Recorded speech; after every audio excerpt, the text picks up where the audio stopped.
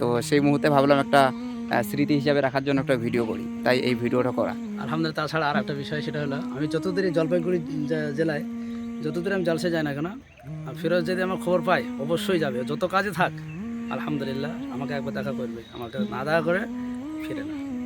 সকলেই দোয়া করবেন, বিশেষ করে ফিরোজের জন্য। সমাজ সেবার কাজে ব্যস্ত আছেন, সব সময় সবাই ডাকে এনে সাড়া দেন, এবং একটা মাদ্রাসার প্রতিষ্ঠাতা, মাদ্রাসা চালাচ্ছেন। ওনার মাদ্রাসার উনি হেড, এবং মাদ্রাসার বেশ দেখেছি অনেক ছাত্র মাদ্রাসার দেখভাল করেন, এবং মাদ্রাসার ছাত্রদেরকে হিফজ বিভাগের ক্লাস, ওনার মাঝে আমি জালসা করতে গিয়েছি, হিফজ বিভাগ নিয়ে পড়াশোনা করান। আপনারা আপনাদের ছেলেদেরকে এনার সঙ্গে যোগাযোগ করে আপনারা এনার মাসে দিতে পারেন। খুবই নির্ভরযোগ্য একজন আলহামদুলিল্লাহ হাফেজ তৈরি করে দেবে ইনশাআল্লাহ। আল্লাহ পাক রব্বুল আলামিন আপনাদের প্রত্যেকে কবুল করুন, আমিন সুম্মা আমিন।